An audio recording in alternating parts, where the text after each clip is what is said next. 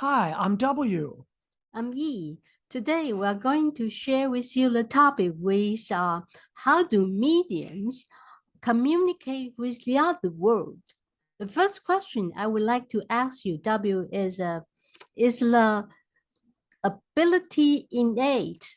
When did you find out your special gift? Yes, actually, the ability is innate. And how I first discovered my ability was actually, amazingly enough, out on the elementary school playground. I was outside playing with my classmates, and I also saw other school children. How I knew they weren't my classmates. They were wearing clothing that, say, would date back like 100 years ago. Also, I saw one of my former school classmates. We were best friends, actually. He and part of his family had passed away, unfortunately, in a car accident.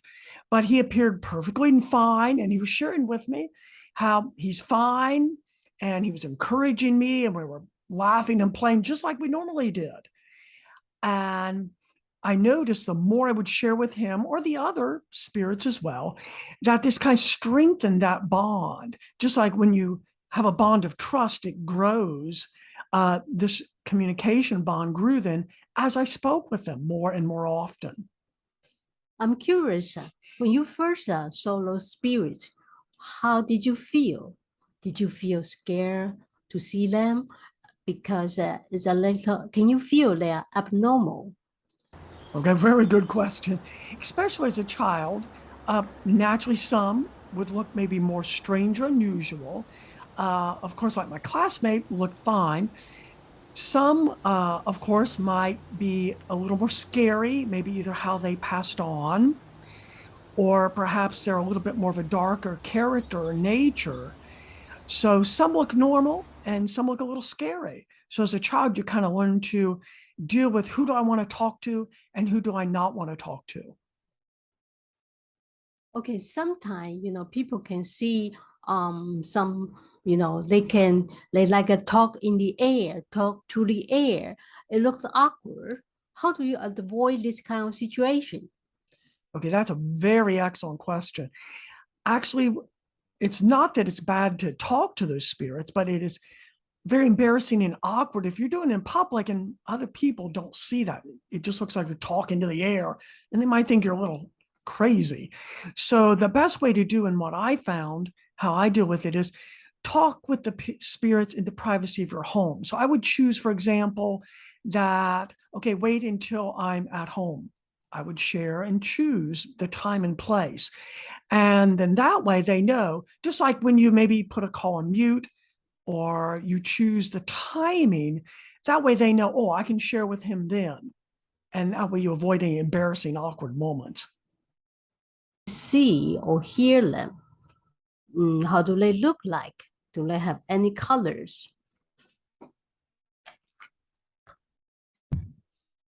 Well, some ways to communicate with them is it's not, we sometimes overcomplicate. It's just as if we were talking to them for real here.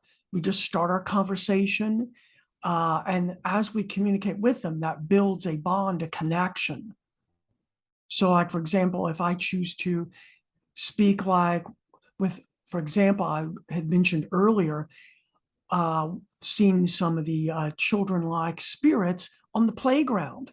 Well, one of them was one of my former classmates. Him and part of his family had unfortunately lost their lives in a car accident. And this was while we were still in very young grade school. And he came to me and he let me know he was doing fine. And of course, as we communicate, the connection becomes stronger. So he takes more shape. They usually choose a shape that we can accept. So he looked just like I remembered him in grade school.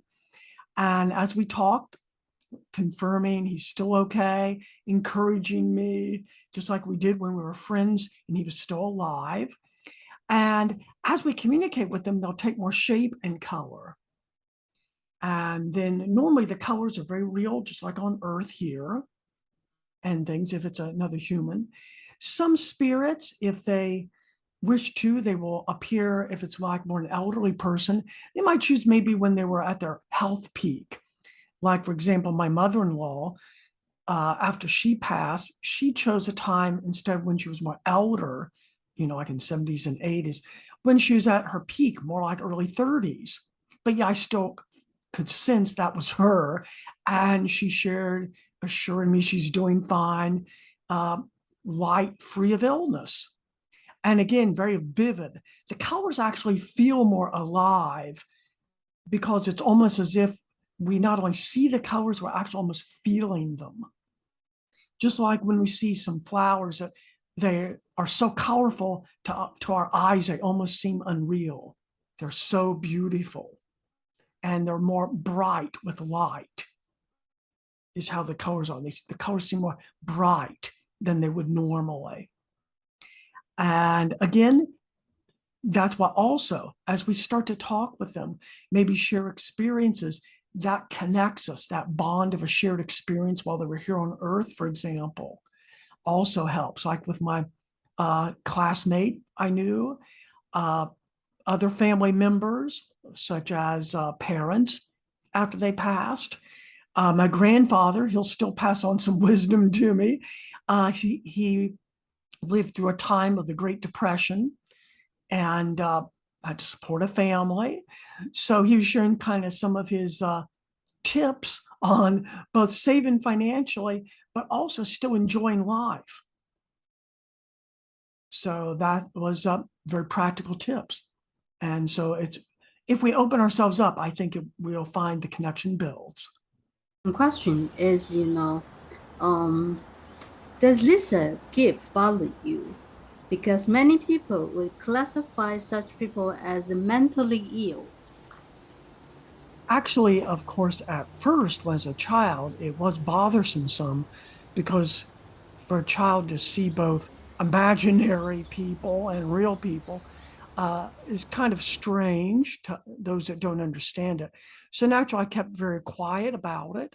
And then over time, you develop where what it is, you would choose when to speak with them. Naturally, some are labeled mentally ill because of this. They don't know how to deal with hearing the spirits talking to them. They don't know how to, like I mentioned previously, maybe close the door to not listen to them or tune them out.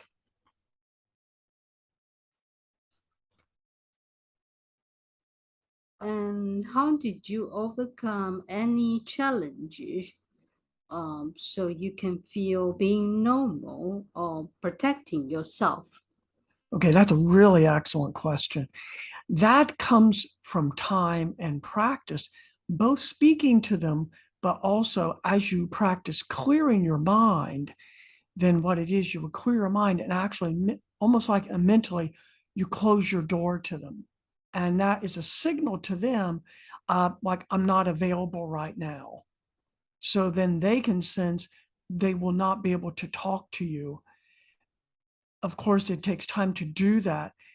The next best way also is by practicing clearing that your mind. And second step, after you've cleared your mind, it's just as if you're going to close your cell phone like we would often do, or like we turn our cell phone to mute.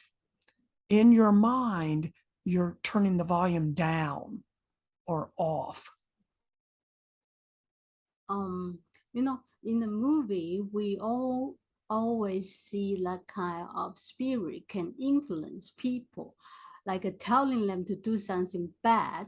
How can you control that, being influenced by them? Outstanding question. Some that find it hard to deal with it, that can hear spirits, sometimes and labeled and mentally ill, they do succumb to those voices. And of course, doctors and psychologists don't understand. How I personally overcame it was not only do you close the door or kind of mute it, but as well, you actually picture not wanting to connect to anything that is dark, such as like choosing, do you want to see a scary movie or a light, funny movie? You learn to make that personal choice and you picture in your mind, no, I don't want to connect to that. And that signal carries over into the spirit world. how can you tell them from good or if they are good or bad? Are they telling you the truth or just lying you? Okay, as you become more sensitive or aware what it is, usually just like in this world, we kind of have a feeling of someone walking up to us. They seem like a good person, or maybe they're a person that's a little sneaky, or that they just don't feel right. That's the first impressions. Then as you start to, maybe they try to talk to you or you talk to them some, you'll start to notice that where, as I've described, some spirits will emanate or project a light outwards, they actually don't. They won't have color, or they'll be only in black and white, for example. So in other words, that means they don't really have much spiritual life to them. So they're more of a dark nature. And then also, where on the, once again, to the good side, they'll be more colorful. They'll just have a light feeling to them, and you'll feel a feeling of peace. You can trust them just right away, just like a person in this world. Opposite, a dark spirit will be usually either black or white. Some, as some have even mentioned, they might notice, will smell very bad, like sulfur. Okay, that's not imagination, that's real. Okay, because it's coming from a more negative side, which means they smell bad, they have that bad feeling to them for that. It sounds like a very obviously you can judge from their look, and then you can tell they are good spirit or bad spirit. So you can decide want to listen or not listen. In a way, that's actually true. And you're probably wondering, well, why can't people do that more easily? Sometimes we wish to maybe talk to a loved one that has passed on so desperately, we bypass that. We're willing to just, well, if that might be my loved one, I still want to talk to them. We don't confirm first. We don't let them, as some have said, let them step into the light. Let them come closer first and confirm to you, who are they really? And then you'd be able to tell, is that really your loved one or a dark spirit pretending? So, can you tell, people like you, I believe there are many on the earth, some are children, maybe they are juveniles, they cannot control this kind of capacity. They maybe being scared and then they deny themselves. Is there any devices you can tell them? Okay, excellent question. Yes, especially children, as they haven't much experiences in this or developed much control yet. One of the easiest ways, just as in, we call it like a timeout or a quiet time, if they set aside some time, especially if they're starting to experience this, kind of maybe stop what they're doing, have a quiet time, and then just picture they want to close the door temporarily. I'm in my private bedroom. I'm in my private room. You can't come in right now. And in their mind, they close that door. Their mind is creating a filter to keep that negative out.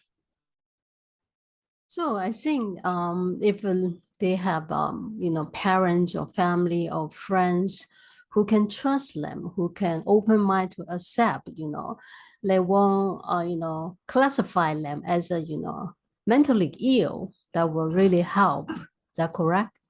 Right, that is absolutely correct. And of course, the more family support a child like this has, they're going to feel more secure at home. And especially, they look up to their parents, both for guidance, protection.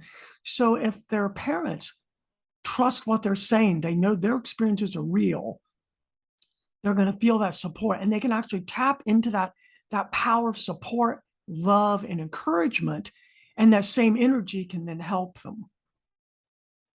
Thank you very much, W, to share with us. And thank you for you all to listening to us. And thank you also for listening. And I want to thank the spirits for coming forward, that I may share their messages with them. And again, they like to share what we need to hear. And so I feel appreciative I can just forward their messages to you. Thank you for listening.